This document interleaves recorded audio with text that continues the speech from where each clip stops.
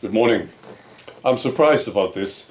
I see already people moving over to our side of the fence, pretending that they were already there. I'll talk about this. I thought this would happen in the future, but I see it already. First, I'll talk about this guy, Adam Exton. He's a former health director in Canada. And he was part of this gang responsible for the madness in Canada that we see still, right? This guy is now dead.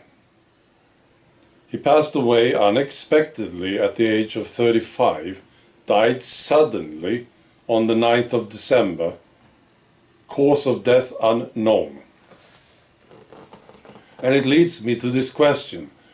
Now, some people suggest this, that they were all in on it, all these politicians and these top authority guys. They knew what was going on. They knew what was in the needle. They knew about the plan. And they got something else. And they knew about it. They were not given what others, normal people, were given.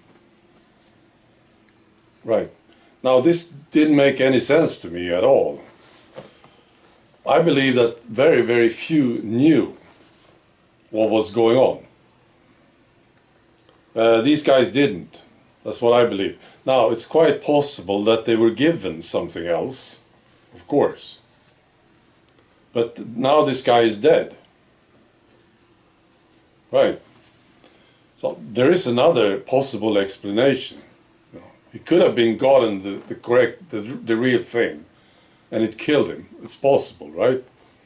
But there's another possibility. He knew something. He was about to speak up about Justin Trudeau or something, and now he's dead. He died unexpectedly at the age of 35. It's possible. I want to tell you about Bill Gates. I was watching him again. I don't like watching Bill Gates. Makes me sick. But this one was entertaining. It was CBSN. Was this female TV lady. She asked him, Bill Gates, a very simple question. And first she gave him some very bad numbers about the tea. And then she asked this question, is it safe? Well, I think it's pretty recent.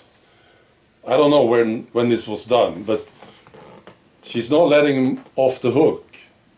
So I think it's pretty recent. And that's where the entertainment started. So I was watching the thing, and then I watched it again, but I turned the sound off. And you know what it looked like? It looked exactly like this. It looked like a man who's been cheating on his wife, and he's coming home late, and his wife is standing in the hall, and he doesn't have a story ready. And she asks him questions. Where have you been? You're home late again. And I found some knickers in your pocket. What do you have to say? That's exactly what it looked like. It was beautiful. Yeah. So now about this, jumping over the fence, right? Now be honest about this. You know, some people now apparently, well, I have only one example right now, pretend that they have never been on that other side. And I think I need to explain something to you. So this was a friend of mine. And I know he's been on that side all this time.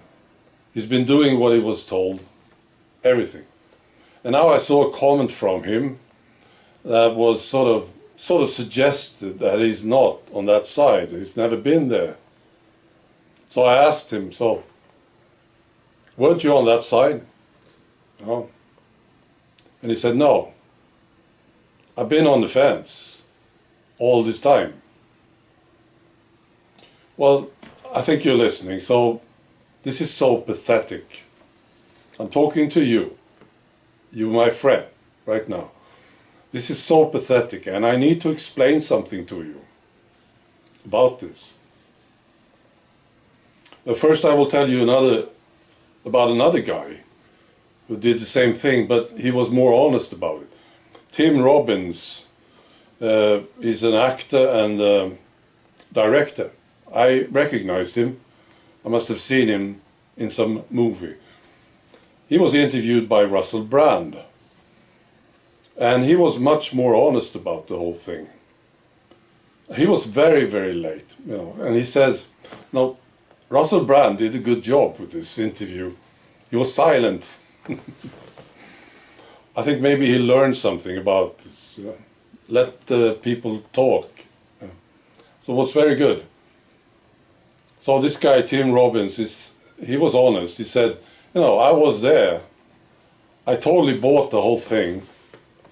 I masked up. I was even angry at protesters. And then it changed very late. And he said he started to ask questions about this. And he gave many examples. One of them was this.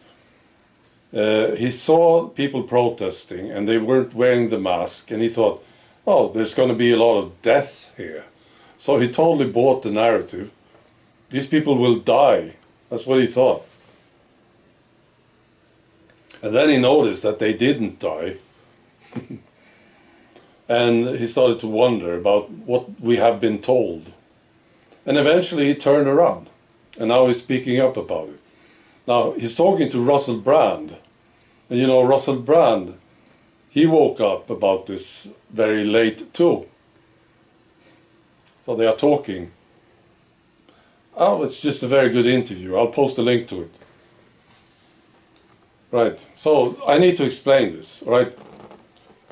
We who have been on this side all this time, some are late, this doesn't matter, but we are very pissed off with you guys who have been there, over that side, at that side. See? I'm not talking about a mild anger or frustration.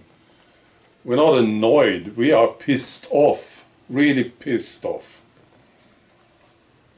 because we knew the truth about this whole thing. We were right about this whole thing, and some of you guys on that side, you attacked us for this, and that's not very important. But what is important is this. Now, we understood that these authorities and these top politicians, they are capable of doing something like this. We got that. But they couldn't have done it unless it was for you. You complied, you see? So that's why we are pissed off. You are actually responsible for this mess. But now we see a lot of people dying, a lot of people getting sick, and we see what other measures they are coming with. It's because of you. Because if you had been a bit more alert, and if you had been on this side of the fence, they could never have done it. That's why we are so pissed off with you. Well, I'm talking for myself. Now, I will always rub this in your faces. Always. I will not stop doing this. Because this is too big. It's what it is. So that's my advice to you. And this is my advice to you, my friend. You have to be honest about this. You just have to. For your sake. See? Right. That's all. Be good.